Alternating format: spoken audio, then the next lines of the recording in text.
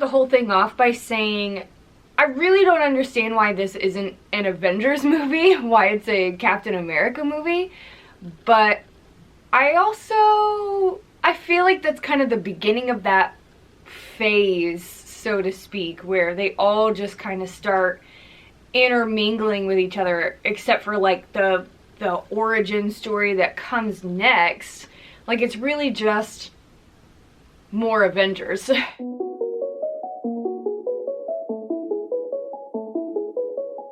Hello friendships! Welcome back for another magical movie review. It's me, Magic by Molly. I'm excited to continue our MCU series of magical movie review with Captain America: Civil War. If you haven't watched any of the other MCU magical movie reviews, make sure to check those out. I've got them all in a playlist for you so you can catch up to where we are. Of course, if you want to binge watch all of the movies, that's fine too. If you've never been to a magical movie review before, we break things down into 4 major parts. We've got magical moments, which are things that I like about the movie or things that bring me joy. We also have enchanting efforts, which are things that may not necessarily land well with me or just leave big questions over my head. We also select a VMP, or a very magical person, that wins the episode. And then we top it all off with my rankings of the movies in that series that we're doing. So if you're curious about where Civil War falls in my order of movies, definitely stick around.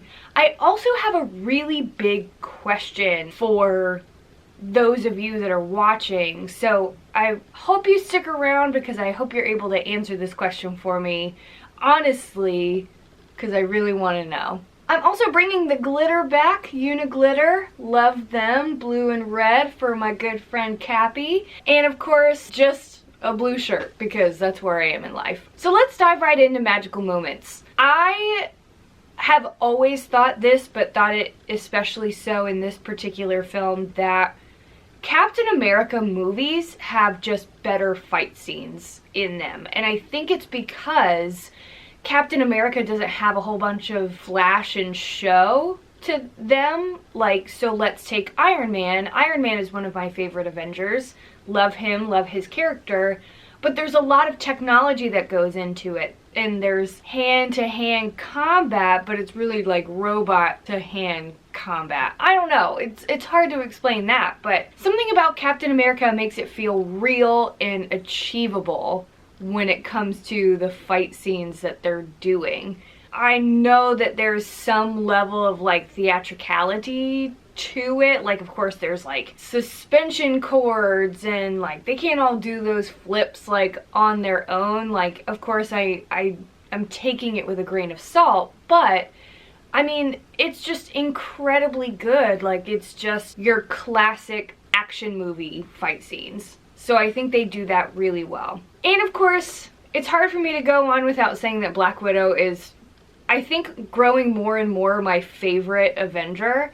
I think she's underrated, understated. Excited about her movie, but we'll talk about that when that comes out. But I just feel like she is so well represented in these movies, to the point where some of the scenes that she's in with all of the Avengers, she's the one that's diplomatic and she's the one that is asking all the questions. When they're first presented with the Sokovia Accords, she's the one that spoke first.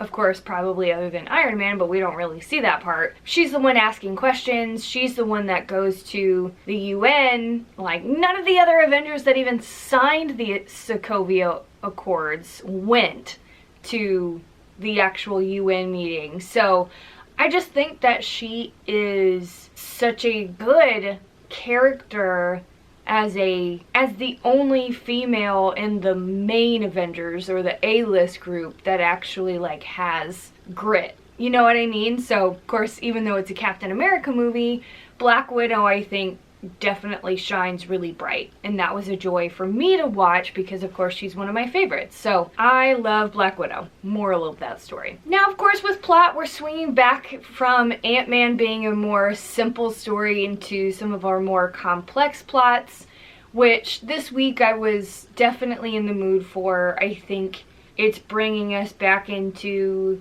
the Avengers that we know and love, but it's also showing us a more dynamic side of Captain America and Iron Man for that matter, because they're playing to their natural strengths, but not on the side of the fence that I would expect. So Captain America, who is this do-gooder soldier, follows the rules, is the one that's sticking to what he knows is right. He's following his gut feeling, which is classic Captain America. But in this particular case, he's going against government policy.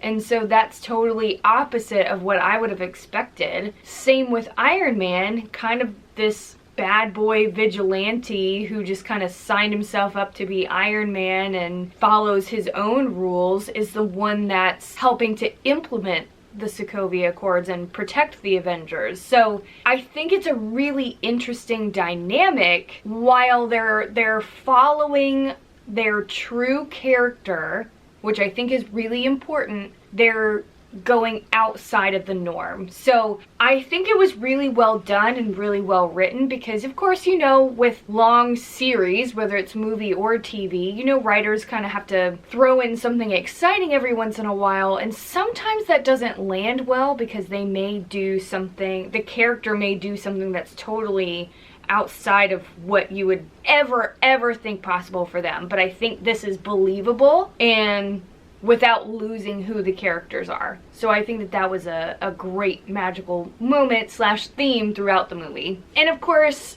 I can't go on with the magical moments list without talking about the introduction of Black Panther. I think that's exciting, this being his first movie or his first appearance in the MCU. Of course, we've heard tell of Wakanda and Vibranium, and we've been building up to this point, but with the murder of King T'Chaka and T'Challa kind of rising to power to be the Black Panther and really building the foundation of where we're going with his storyline, I think was incredibly interesting. I think he was a great addition to this particular movie. Again, not really understanding why this isn't an Avengers movie, but I love it nonetheless. And of course, watching it after Chadwick's passing this past year made it bittersweet. This is the first time I'm seeing him in the MCU since his passing, and so while sad, and of course we all miss him and we'll miss him in the future, it was just nice to see him doing his thing. And then of course, the last magical moment that I'll mention is the final fight scene with Tony and Steve. Bucky, kind of Bucky, not really Bucky, but I'm not a crier at movies, but this one definitely like gives me feels when I watch it. Just, it's so incredibly heartbreaking that I don't think they've ever been, I would say, like best friends, but it's something that, like, they were so close and they've literally been to death's door and back. Something as small as government policy is getting in the way of their friendship. And Captain writing that letter to Tony at the end of the movie, of course, I almost kind of wish they hadn't have put that in there, because then we would have ended the movie with like, oh no, they're never gonna be friends again, where this like gives us a glimmer of hope, which like is nice, but like, of course Steve is gonna be there for any of the Avengers, and Tony as well. He clearly was until he found out how his parents died. I just thought the ending of the movie was really good, and the last fight scene was heartbreaking and gut-wrenching, and we all need a little bit of drama in our lives every once in a while. Alright, moving right along into enchanting efforts. Baron Zemo, the Sokovian Russian guy, I understand why his character is there, but I really don't think he was like that essential to the story, because of course like his goal was to create the civil war between the Avengers, but the civil war had essentially already started with the Sokovia Accords. So that had already started the initial conflict. Baron had caused the explosion at the UN after, when they were discussing signing, killing King T'Chaka. And then he just kind of plays puppet master after that with getting like his FaceTime with Bucky and like reigniting Bucky's fighter brain. Like, I think we could have gotten from the beginning to the end without his character, and they didn't really develop him that much. They just kind of like threw him in and then like gave him a sad story at the end. I don't know, I just really wasn't into his character. I think it just added a lot of unnecessary like fluff to the story.